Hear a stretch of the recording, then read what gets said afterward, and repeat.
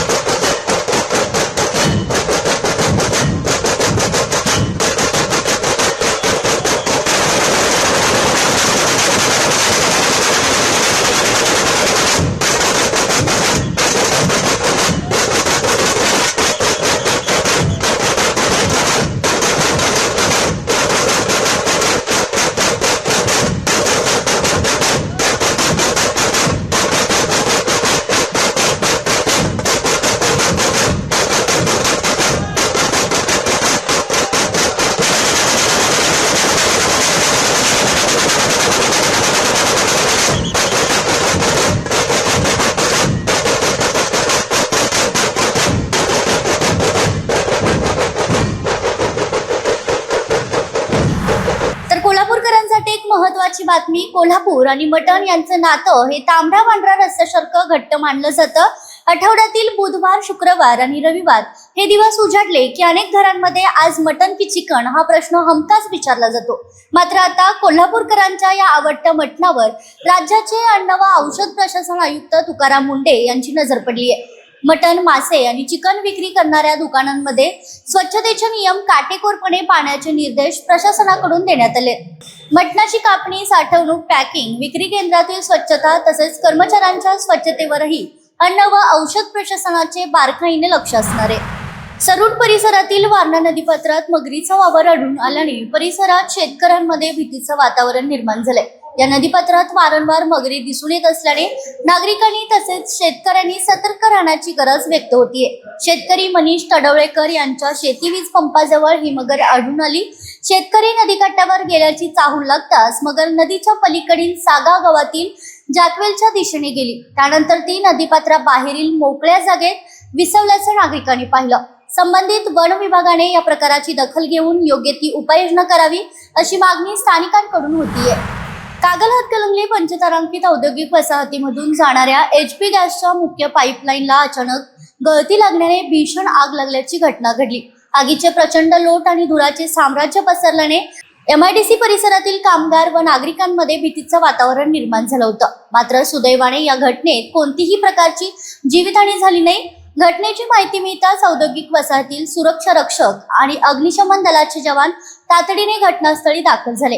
गॅसचा मुख्य पुरवठा बंद करण्यात आला आणि त्यानंतर आगीवर नियंत्रण मिळवण्यासाठी युद्धपातळीवर प्रयत्न सुरू करण्यात आले. अग्निशमन दलाच्या जवानांनी शर्थीचे प्रयत्न करून आग आटोक्यात आणली.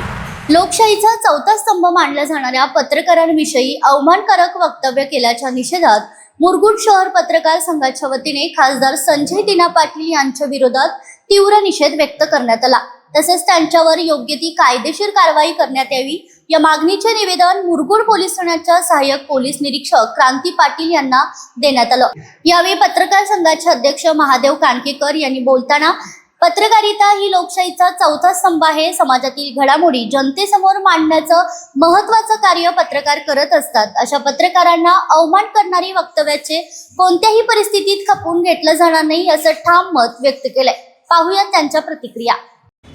परवा मुंबईमध्ये नुकताच त्या ठिकाणी आपला पक्ष बदलून सत्ताधारी पक्षामध्ये गेलेले खासदार संजय पाटील यांनी त्या ठिकाणी पत्रकारांचा अवमान करणारे अशा प्रकारची वक्तव्य केलेली आहेत. अर्थातच पत्रकार त्यांची बाईट घ्यायला गेलेले असताना त्याने अत्यंत उद्धटपणे आणि अश्लीलपणे त्या पत्रकारांना त्या ठिकाणी जीवे मारण्याची धमकी दिली आणि अर्थातच पत्रकारांना धमकी देऊन लोकशाहीचा गळा घोटण्याचं काम या खासदारांनी केलेलं आहे. यामुळे त्या ठिकाणी महाराष्ट्रामध्ये सगळीकडे संतप्त भावना व्यक्त होत आहेत. अर्थातच त्या ठिकाणी आम्ही मुरगुड शहर पत्रकार संघाच्या वतीनं अशा प्रकारची मागणी करतो की महाराष्ट्राचे मुख्यमंत्री देवेंद्र फडणवीस असतील किंवा संजय पाटील यांच्या पक्षाचे प्रमुख जे आहेत एकनाथरावजी शिंदे उपमुख्यमंत्री यांनी तात्काळ त्या ठिकाणी त्यांच्यावरती कडक कारवाई करायला पाहिजे आणि अर्थात मुख्यमंत्री आणि उपमुख्यमंत्री यांनी त्या ठिकाणी त्यांच्यावरती दबाव टाकून खासदारकीचा त्या ठिकाणी त्यांचा राजीनामा घेतला पाहिजे. अर्थातच संजय पाटील यांनी सुद्धा आपल्या खासदारकीचा राजीनामा दिला पाहिजे. यासाठी महाराष्ट्रातील सर्व पत्रकार आंदोलन छेडत आहेत, आंदोलन करतील आणि या पत्रकारांच्या जोरावरती त्यांचा राजीनामा त्या ठिकाणी त्यांना द्यायला भाग पडतील अशा प्रकारची भूमिका आम्ही सर्व पत्रकारांनी या ठिकाणी मांडलेली आहे. हातकणंगले शहरात मोहरम उत्सवानिमित्त पारंपरिक नक्ती सॉंग सादर करून येथील तालमींनी अनेक वर्षांपासून चालत आलेली सांस्कृतिक परंपरा यंदाही मोठ्या उत्साहात जपली. मोहरमच्या धार्मिक वातावरणासोबत लोककलेची अनोखी सांगड घालणारी ही परंपरा पाहण्यासाठी नागरिकांनी मोठी गर्दी केली होती. शहरातील मोती तालीम, बाबू जमाल तालीम, सिद्धार्थ तालीम आणि छत्रपती शिवाजी तालीम यांच्या वतीने आकर्षक वेशभूषा, पारंपरिक साज शृंगार आणि ढोल ताशांच्या गजरात नक्ती सॉंगचे सादरीकरण करण्यात आलं. या सोंगामधून लोककला, विनोद, सामाजिक संदेश आणि सांस्कृतिक वारसा याचं दर्शन घडलंय. कोल्हापूरचे कलाकार अशांत मोरे यांनी राजर्षी छत्रपती शाहू महाराज यांची एक अभूतपूर्व कलाकृती साकारली आहे. शाहू महाराजांच्या दूरदृष्टीने उभारण्यात आलेल्या ऐतिहासिक राधानगरी धरणाच्या मातीचा वापर करून त्यांनी महाराजांचं अत्यंत देखणं आणि हुबेहूब चित्र रेखाटले.